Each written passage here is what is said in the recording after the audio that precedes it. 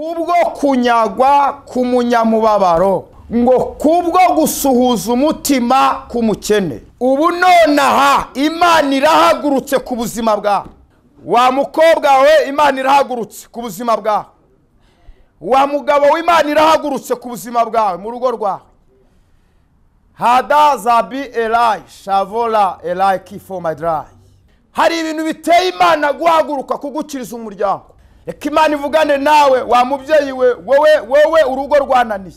Reka Imana ivugane nawe wa musore we, wowe ubona inzira sarabuse ukabona nta kuntu washingura. Reka nkwanure wa mukobwa wowe wazinzwe umaze imyaka myinshi. Imana ivuganye nawe iravuze ngo kubwo kunyagwa kwawe hari ibintu abadayimoni banyaze, ngo kubwo gusuza umutima kwawe kubera ko irabizi kukene. Iravuze ngo nonaha irahagurutse ivuganye nawe, iravuze ngo ije kugushyira mu mahoro. Kandi abantu bose bari bakuzi barebye amateka yawe arahindutse. Imana ivuganye nawe iravuze ngo yewe urira we. Imana iravuze ngo amarira yawe atumye Imana ihaguruka gukorana nawe ibintu bikomeye. Reka mvugane n'umuntu washatse akazi bikaba byanze. Reka mvugane n'umuntu edazafo wadepoje igihe kirekire bikaba byaranze kandi amashuri yakaba apfuye ubusa. Reka mvugane n'umuntu abana be babaye ibigoryi. Imana ivuganye nawe iravuze ngo ubu nonaha Imana irahagurutse. Reka mvugane n'umuntu umaze imyaka myinshi ari impumyi.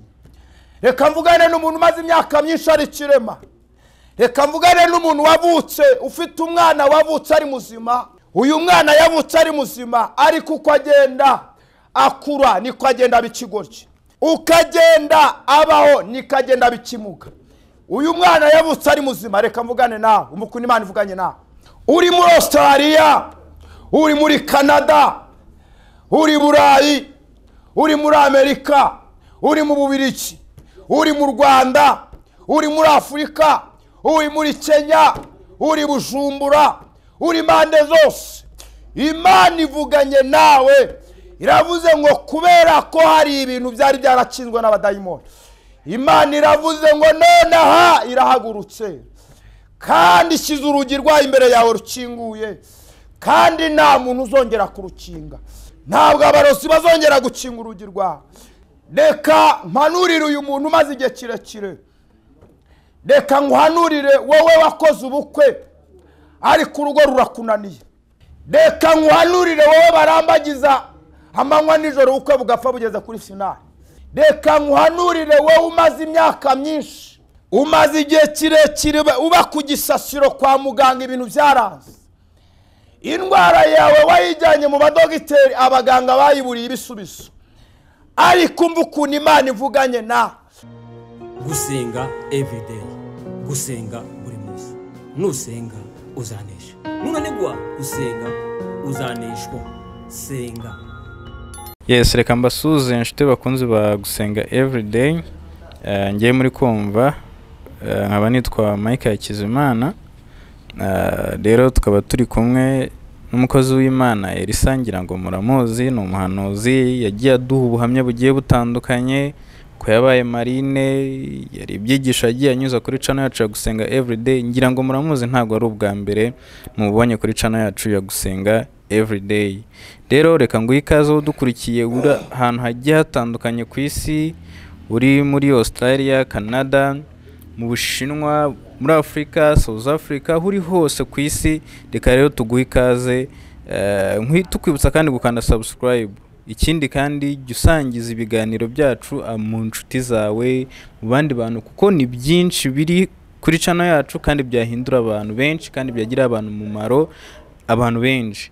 Rero turi kumwe na Prophet Elisa.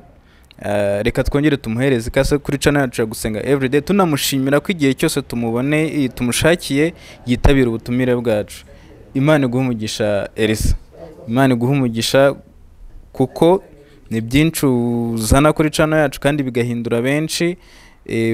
Tujya tubona ama comment ibiganiro byawe bigira umumaro mwinshi ku bantu.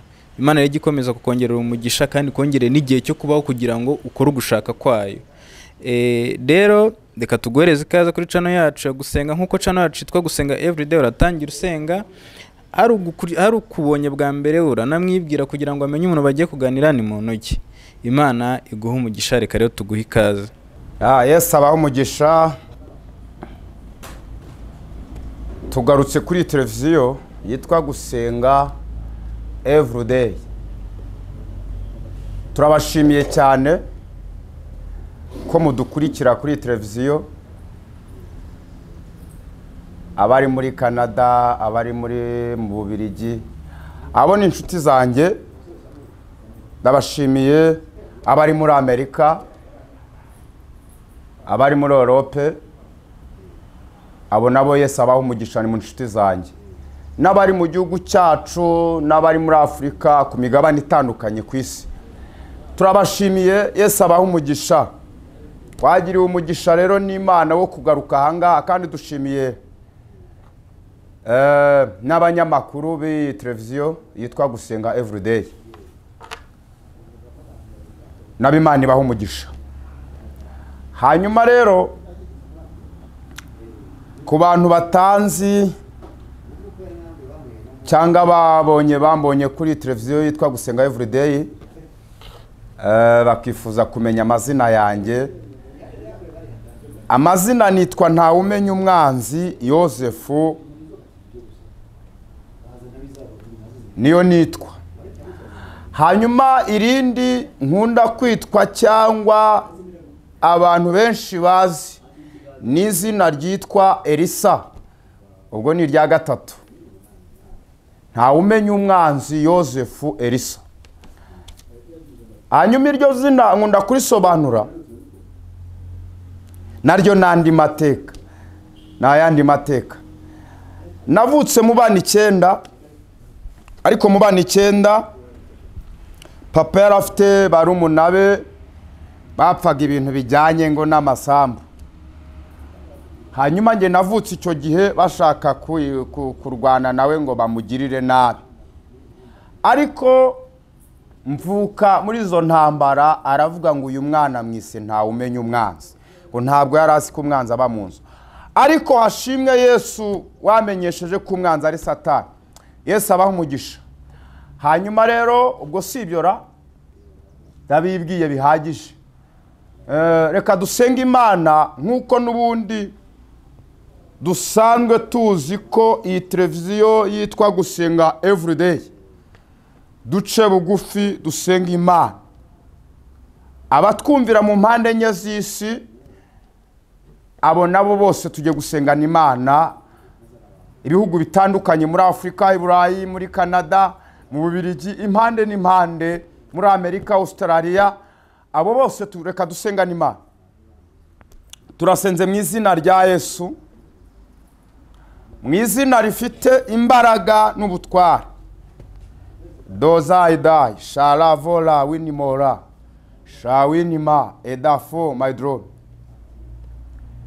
Turasenze kugira ngo iri jambo ryawe rikora ibintu bitandukanye, kandi iri jambo ryawe tugiye kumva rihindura abantu benshi, rizure ibintu byari byarapfuye,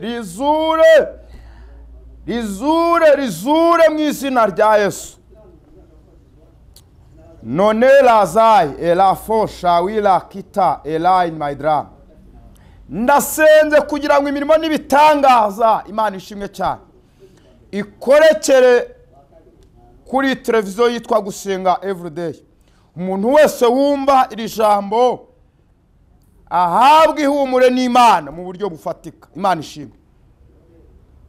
Turagushimiye ko abantu bari impande zose, abari muri Amerika, abari muri Australia, abari mu Burayi, abari muri Canada, abari kwa muganga, impande n'impande batwumvise, bagiye kumvira ijambo ryawe, rikaba rigiye gukora ibitangaza bitandukanye, ukaba ugiye gukorera ibitangaza muri iri jambo. Mu izina rya Yesu, amen. Yesu abaho umugisha. Turabibwiye, ariko mu magambo make tugiye kuganira. Iri jambo reka tubanze turiganireho. Yesu abaho umugisha. Ni Zaburi ya 12 ku murongo wa 6. Zaburi ya 12 umurongo umwe wa 6 haravuze ngo kubwo kunyagwa k'umunyamubabaro, kubwo gusuza umutima k'umukene, nonaha ndahaguruka niko Uwiteka avuga, ndashyira mu mahoro uwo bacurira ingoni. Yesu abaho umugisha. Ijambo rivuze ngo kubwo kunyagwa k'umunyamubabaro, ngo kubwo gusuhuza umutima k'umukene, ngo ubu nonaha Imana irahagurutse.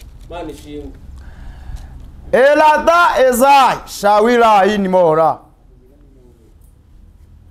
Kubwo kunyagwa,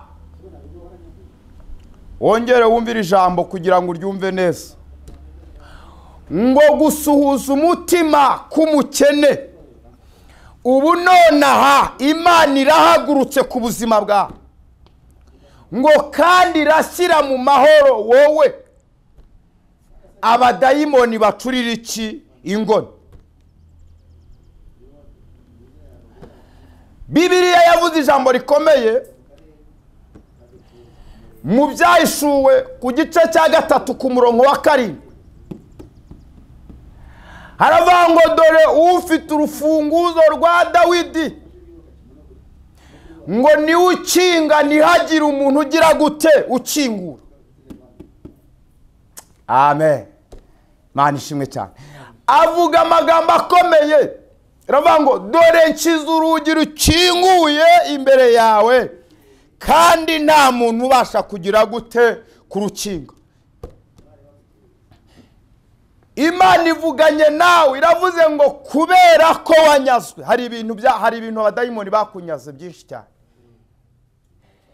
Ngo kubwo kunyaga kwawe, ngo kubw'umubabaro wawe, ngo nonaha Imana ihagurutse ku buzima bwawe. Ndagira ngo nkutangarize amakuru avuga ngo Imana ihagurutse ku buzima bwawe. Wa mukobwa we, Imana irahagurutse ku buzima bwawe. Wa mugabo we, Imana irahagurutse ku buzima bwawe mu rugo rwawe. Hada zabi elai shavola elai kifo madrai. Wa mubyeyi we, Imana irahagurutse ku buzima bwawe. Hari ibintu biteye Imana guhaguruka zokirayi. Hari ibintu bitumye Imana ihaguruka kuzura ibintu byapfuye ku buzima bwawe. Hari ibintu bitumye Imana ihindura amateka y'ubuzima bwawe. Hari ibintu biteye Imana guhaguruka kugusanga aho wicaye. Hari ibintu biteye Imana guhaguruka kugukiriza umuryango. Hari ibintu biteye Imana adaza fola shawira dai. Hari ibintu biteye Imana guhaguruka kubwo kunyagwa kwawe k'umunyamubabaro. Hari ibintu bitumye Imana iza kureba, kandi ibyo biteye gukora ibintu bitandukanye. Reka nkuhanurire wowe uri muri Amerika, nkuhanurire wowe uri mu Burayi, wowe nkuhanurire wowe uri muri Canada. Reka nkuhanurire umva ukuntu Imana ivuganye nawe. Reka nkuhanurire wa mukobwa we, reka Imana ivugane nawe wa mugabo wowe byacanze. Reka Imana ivugane nawe wa mubyeyi we, wowe urugo rwananiye. Reka Imana ivugane nawe wa musore we, wowe ubona inzira sarabuse ukabona nta kuntu washinga urugo. Reka nkuhanurire wa mukobwa wowe wazinzwe umaze imyaka myinshi warazinzwe. Reka nkuhanurire wa musore we umaze igihe kirekire uri mu ruzerero. Reka nkuhanurire wowe umaze igihe kinini cyane. Reka nkuhanurire umva ukuntu Imana ivuganye nawe.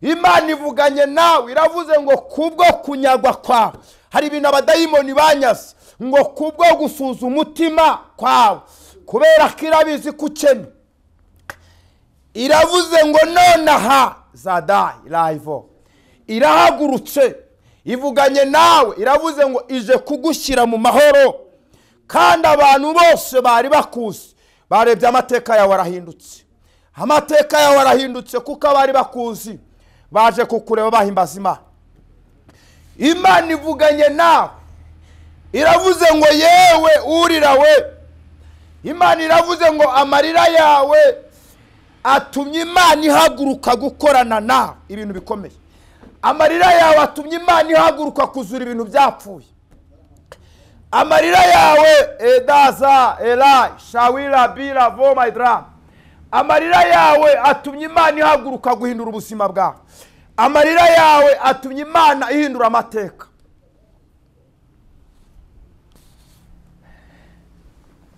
reka mvugane n'umuntu washatse akazi bikaba byanze reka mvugane n'umuntu edaza fo wadepoje igihe kirekire bikaba byaranze kandi amashuri yakaba apfuye ubusa reka mvugane n'umuntu ibintu byarangiriyeho reka mvugane n'umuntu abana be babaye ibigoryi reka mvugane n'umuntu ibintu byacanze Imana ivuganye nawe edaza kishara wiradayi iravuze ngo ubu nonaha Imana irahagurutse reka mvugane n'umuntu umaze imyaka myinshi ari impumyi reka mvugane n'umuntu umaze imyaka myinshi ari kirema reka mvugane n'umuntu wavutse ufite umwana wavutse ari muzima kandi edazayi herasha wivo uyu mwana yavutse ari muzima ariko uko agenda akura niko agenda bikigoryi uyu mwana yavutse ari muzima ariko urabirada ukagenda abaho nikagenda bikimuga uyu mwana yavutse ari muzima reka mvugane nawe umukuni Imana ivuganye nawe Imana iravuze ngo ubu nonaha Imana irahagurutse shawi era ihagurutse gugukiriza umwana mu izina rya Yesu Imana iravuze ngo uyu mwana arahagurutse aragiye Imana iravuze ngo amaso yawe ararebye dobi era zafo reka mvugane n'umuntu utumva w'igipfamatwi uyu muntu yavutse yumva akura yumva ariko kubera abadayimoni n'ingabo zikomeye zikuzimu aya matwi yawe ntabwo acyumva Imana ivuganye nawe ngo nonaha irahagurutse ugiye kujya wumva ibintu abantu batumva reka mvugane n'abantu bashaka ko Imana ibagirira neza reka mvugane n'abantu bashaka umwuka wera bashaka kumva ijwi ry'Imana Imana ivuganye nawe zoki era zofoma idrom iravuze ngo nonaha Imana irahagurutse hakira kumva ijwi ry'Imana mu izina rya Yesu hakira kumva imbaraga z'Imana mu izina rya Yesu hakira ibitangaza by'Imana kuko Imana ikugiriye neza hakira umwana wawe arahagurutse hakira akazi wewe wa mubyeyi we hakira akazi wa mugabo we hakira urugo rwawe rwongere rugira amahoro hakira imbaraga z'Imana zokira da shavora wirabira anymore Imana ivuganye nawe ngo nonaha ishize mu mahoro Imana iravuze ngo ibintu byari byarakubujije amahoro Imana igutoretse mu mahoro yabyo kandi Imana ivuganye nawe iravuze ngo iremye ikintu gishya ku buzima bwawe zoki elai zavora shawira dai Imana iravuze ngo dore nifite urufunguzo rw'ibyawe ivuganye nawe ngo irakinguye kandi nta muntu wongeye gukinga kuko Imana ikinguye uri muri Australia uri muri Canada uri Burayi uri muri Amerika uri mu Bubiligi uri mu Rwanda uri muri Afurika uri muri Kenya uri Bujumbura uri mande zose Imana ivuganye nawe iravuze ngo kubera ko hari ibintu byari byarakinzwe n'abadayimoni Imana iravuze ngo nonaha irahagurutse kandi ishyize urugi rwayo imbere yawe rukinguye kandi nta muntu uzongera kurukinga. Ntabwo abadayimoni bazongera gukinga urugi rwawe, ntabwo abarozi bazongera gukinga urugi rwawe, ntabwo adozai erayivora shawira bi anymore. Imana ivuganye nawe ibintu bikomeye. Imana iravuze ngo urugi rwawe irarukinguye kandi razokifora shawira da hezawini mora etafo my drum shawi era zokifo enima shawinima. Imana ivuganye na reka mpanurire uyu muntu umaze igihe kirekire, reka nguhanurire wowe wakoze ubukwe ariko urugo rurakunaniye. Imana ivuganye nawe iravuze ngo yubatse urugo rwawe zoki era vorazai eda. Reka nguhanurire wowe barambagiza amanywa nijoro ubukwe bugapfa bugeze kuri finali. Reka ezaida. Imana ivuganye nawe irakubwiye ngo ubu nonaha Imana irahagurutse ubukwe bwe burasohoye mu izina rya Yesu. Herabi eraza fo shawira da eda. Reka nguhanurire wowe umaze imyaka myinshi, umaze igihe kirekire uba ku gisasiro kwa muganga ibintu byaranze, indwara yawe wayijyanye mu badogiteri abaganga bayiburiye ibisubizo, ariko umva ukuntu Imana ivuganye nawe. Imana iravuze ngo biteye Imana guhaguruka. Bibiliya yavuze ngo kubwo kunyagwa k'umunyamubabaro ngo gusuza umutima k'umukene ubu nonaha nahagurutse. Biteye Imana guhaguruka ku burwayi bwawe, biteye Imana guhaguruka ku gisasiro, biteye Imana kugusanga aho ngaho. Imana iraguhagurukije mu izina rya Yesu. Yesu abaho umugisha. Tujye gusenga Imana. Zamura ikiganza cyawe uri hose aho twumvira hose, ahantu hose aho uri mu Burayi, muri Canada, mu Bwongereza, mu Bubiligi, muri Australia, uri muri Afurika, uri mu Rwanda, uri mu mpande enye z'isi, uri Bujumbura, uri muri Kenya, uri mu Buganda, impande zose. Zamura ikiganza cyawe kuko biteye Imana guhaguruka ku buzima bwawe kandi mu gihe gito cyane uhuye n'amaboko y'Imana. Reka dusenge mu izina rya Yesu. Turasenze Yesu, turasenze kubw'imirimo yawe ukoze, turasenze kubw'imbaraga zawe ukoze. Hadoza elaza vola ela shawira anymore. Uhagurukije abantu bamaze imyaka myinshi ku gisasiro, impumyi zari zaravutse zitarahumye zirahumutse mu izina rya Yesu. Imana ishimwe. Abarwayi bamaze igihe kirekire kwa muganga ndetse baburiye indwara barababwiye ngo bagende bategereze gupfa, Imana ishimwe. Zorai ela vola shawi anymore.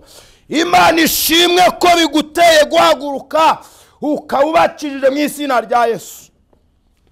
Ukirije uyu mwana wari umaze igihe kirekire nyamara yavutse ari muzima, kandi ababyeyi be baravuje byaranze. Bamaze utuntu twabo baratumaze, abarozi batumaze utuntu twabo ngo bazamuvura, ariko biteye ezaida kubwo kunyagwa k'umunyamubabaro, kubwo gusuza umutima kwabo. Ubu nonaha bitumye uhaguruka. Imana ishimwe. Uyu mwana avuye muri aka kagara amazemo imyaka myinshi. Uyu mwana abayeho kuko imirimo yawe ikoretse. Ubu nonaha urahagurutse. Uyu mukobwa amaze igihe kirekire amateka yiwe yaranditswe ko ari we wabenzwe. Abasore baraza bakigendera ariko nta nenge. Imana ishimwe ko umwambuye kasike y'ubwirabure akaba agiye kwambara agatimba agashaka. Ibyo ngibyo ayo marira ye ayo ngayo yatumye uhaguruka gutabara. Imana ishimwe cyane. Turagushimiye kubw'imirimo yawe ukoze, kandi abantu benshi bagiye gutangaza amakuru yawe y'ibintu wakoze. Urakoze mu izina rya Yesu. Amen. Yesu abaho umugisha.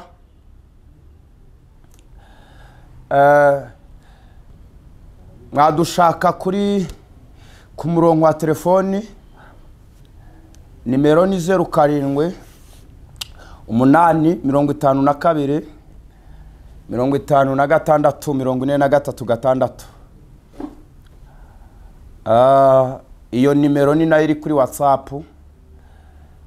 Yesu abaha umugisha. Shalom shalom. Gusenga everyday, gusenga buri munsi. Nusenga uzanesha. Nunanigwa gusenga uzaneshwa. Senga.